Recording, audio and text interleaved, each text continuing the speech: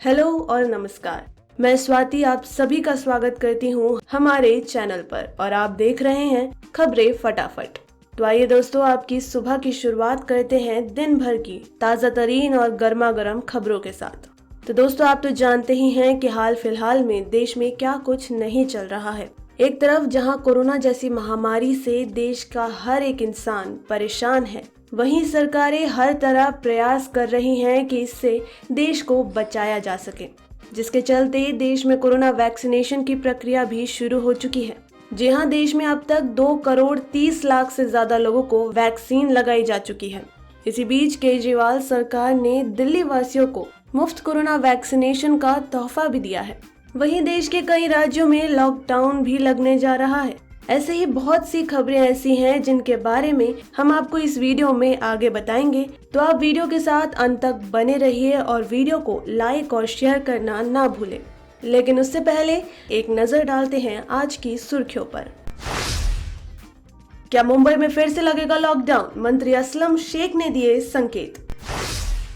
CM को corona vaccine बनाने में आ रही दिक्कतें, केंद्र सरकार से मांगी मदद। दिल्ली बजट में केजरीवाल सरकार दिल्ली वासियों को दे सकती है मुफ्त कोरोना वैक्सीनेशन का तोहफा। गोल्ड में खरीदारी करने का आज अच्छा मौका, 12,000 रुपए तक हो गया सस्ता, जाने आज का भाव। अब आपकी कार के लिए आएगा नया पेट्रोल E20, जानिए इसके फायदे। OTP जैसे जरूरी SMS हासिल करने में आ रही अड़चन, टेलीकॉम कंपनियों ने लागू किया नया नियम। यूपी हरियाणा समेत 6 राज्यों के किसानों के लिए बड़ी खुशखबरी, पतंजलि शुरू कर रही खास योजना, मिलेगा बड़ा फायदा। बैंक हड़ताल को पहली बार मिला युवाओं का समर्थन, अगले 9 दिनों में 5 दिन बंद रहेंगे बैंक। तो चलिए बढ़ते हैं खबरों की ओर। लेकिन उससे पहले अगर आपको ये वीडियो पसंद आ रही हो तो वीडियो को लाइक और शेयर करना ना भूलें और अपने राय नीचे दिए गए कमेंट बॉक्स में जरूर शेयर करें। तो चलिए सबसे पहले जान लेते हैं देश में कोरोना का हाल। देश में जानलेवा कोरोना वायरस फिर बढ़ रहा है। देश में आज लगातार तीसरे दिन 15,000 से ज्यादा नए केस सामने आए हैं। स्वास्थ्य मंत्रालय ने बताया है कि पिछले 24 घंटों में देश में 15,388 नए केस दर्ज किए गए हैं। वहीं इस महामारी से कल 77 लोगों की मौत हो गई है। देश में अब तक 2,30,00,000 से ज्यादा लोगों को वैक्सीन लगाई जा चुकी है। वहीं ताज़ा आंकड़ों की बात करें तो उसके मुताबिक देश में कोरोना के पॉजिटिव मामलों की संख्या 1,12,44,786 पहुंच गई है। इनमें से 1,57,930 लोगों की मौत हो चुकी है। देश में सक्रिय मामलों की कुल संख्या बढ़कर 1,87,462 हो गई है। तो चलिए बढ़ते हैं अगली खबर की ओर। दिल्ली के उप मुख्यमंत्री मनीष सिसोदिया ने मंगलवार को दिल्ली विधानसभा में बजट पेश किया। दिल्ली बजट को लेकर सूत्रों के हवाले से जानकारी मिली है कि बजट में केजरीवाल सरकार दिल्ली वासियों के लिए मुफ्त वैक्सीनेशन का प्रावधान कर सकती है। इस समय दिल्ली में प्राइवेट अस्पतालों में 250 रुपए में और सरकारी अस्पतालों में 60 साल से अधिक उम्र के अलावा गंभीर बीमारियों से ग्रसित 45 साल से अधिक उम्र के लोगों को मुफ्त वैक्सीन लगाई जा रही है। ऐसे में जब अगले फेज में आम लोगों के वैक्सीनेशन का नंबर आएगा तो दिल्ली सरकार उन्हें सरकारी अस्पतालों में मुफ्त वैक्सीन देने का प्रावधान ला सकती है। केजरीवाल सरकार का मानना है कि दिल्ली की अर्थव्यवस्था में सिकुड़न के बावजूद मुफ्त बिजली पानी के अलावा महिलाओं को मुफ्त यात्रा की सुविधा दी। अनचाहे कॉल को लेकर सरकार की सख्ती के बाद अब टेलीकॉम कंपनियों ने इसके बारे में नया नियम लागू कर दिया है। जी हाँ, इसकी वजह से लाखों ग्राहकों को OTP जैसे जरूरी SMS हासिल करने में भी अड़चन आ रही है और ये अगले कुछ दिनों तक रह सकती है। इसके कुछ कंज्यूमर्स को आधार, OTP, कोविन प्लेटफॉर्म के द्वारा कोविड वैक्सीनेशन जैसे जरूरी कार्यों के लिए होने वाले SMS हासिल करने में भी अड़चन आ सकती है। तो वहीं टाइम्स ऑफ इंडिया के मुताबिक दूरसंचार नियामक ट्राई ने उपभोक्ताओं को अवांछित कॉल और फर्जी मैसेज की परेशानी से बचाने के लिए टेलीकॉम कंपनियों से ग्राहकों के रजिस्ट्रेशन और मानकीकरण के लिए नए नियम लागू करने को कहा है।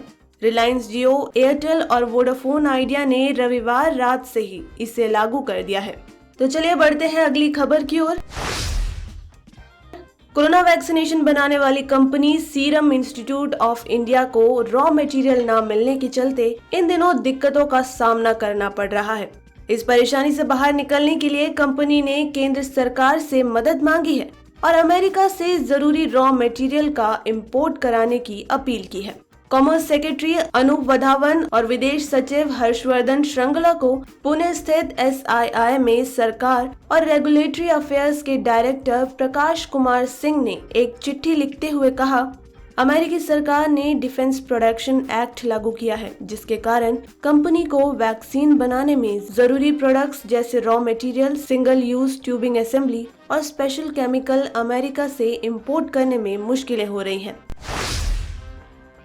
मुंबई में कोरोना की रफ्तार सरकार और स्थानीय प्रशासन को डरा रही है। शहर में 131 दिन बाद फिर से 1361 नए मामले सामने आए हैं। इन आंकड़ों ने सरकार की नींद उड़ा दी है। मुंबई के संरक्षक मंत्री असलम शेख ने बताया कि शहर में आंशिक रूप से लॉकडाउन लगाया जा सकता है। स्थानीय प्रशासन इस पर विचार कर रहा है। उन्होंने कहा कि यदि इसी रफ्तार से कोरोना के मामले बढ़ते रहे तो लॉकडाउन के अलावा दूसरा कोई विकल्प नहीं बचता है। महाराष्ट्र में बीते 24 घंटों में 11,141 कोरोना के मामले सामने आए हैं, तो वहीं 142 दिन बाद राज्य में कोरोना के इतने मामले आए हैं। बढ़ते हैं अगली खबर की ओर। पेट्रोल डीजल की बढ़ती कीमतों के बीच अब एक राहत की खबर ये है कि बाइक्स और कारों में E20 पेट्रोल के इस्तेमाल की इजाजत मिल गई है। जी हाँ, E20 का मतलब हुआ ऐसा पेट्रोल जिसमें 20% इथेनॉल मिला होगा। सड़क और परिवहन मंत्रालय ने E20 को इस्तेमाल करने के लिए नोटिफिकेशन जारी कर दिया है। मंत्रालय की ओर से कहा गया है कि E20 एक ऐसा पेट्रोल है जो वातावरण के लिए भी अच्छा है, क्योंकि इससे कार्बन मोनोऑक्साइड और हाइड्रोकार्बन सामान्य पेट्रोल के मुकाबले बेहद कम निकलता है। इस ईंधन के लिए कार और बाइक मैन्युफैक्चरर्स को अलग से बताना होगा कि कौन सा वाहन E20 के लिए उपयुक्त है, तो वहीं इसके लिए वाहन में एक स्टिकर भी लगाना होगा। ऑयल मार्केटिंग कंपनियों ने आज यानी 10 मार्च को भी पेट्रोल और डीजल की कीमतों में बढ़ोतरी नहीं की है। इससे पहले भी कंपनियों ने लगातार 10 दिनों से कीमतों को स्थिर रखा है। इसी को देखते हुए दिल्ली में आज पेट्रोल 91.17 रुपए और डीजल 81.47 रुपए प्रति लीटर है। मुंबई में पेट्रोल 97.47 रुपए और डीजल 88.60 रुपए प्रति लीटर है। कोलकाता में पेट्रोल 91.35 रुपए और डीजल 84.35 रुपए प्रति लीटर है। चेन्नई में पेट्रोल 93.12 रुपए और डीजल 86.45 रुपए प्रति लीटर है। तो बढ़ते हैं अगली खबर की ओर। मंगलवार को लगातार तीसरे दिन सोने के भाव में तेजी देखने को मिल रही है। आज के कारोबार की शुरुआत 22 कैरेट गोल्ड का भाव 160 रुपए बढ़कर 43,680 रुपए प्रति 10 ग्राम रहा, जबकि एक दिन पहले सोमवार को यह 43,520 रुपए था। MCX पर सोने का वायदा भाव 44,360 प्रति 10 ग्राम था। वहीं चांदी वायदा 0.5% बढ़कर 66,202 प्रति 10 ग्राम हो गई है।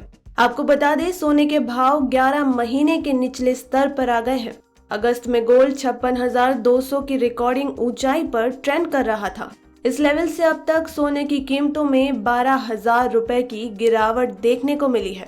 दिल्ली में 22 कैरेट गोल्ड का भाव देखें तो यह भी बढ़कर 44,150 रुपए प्रति 10 ग्राम पहुंच गया है, जबकि एक दिन पहले यह 43,860 रुपए प्रति 10 ग्राम था।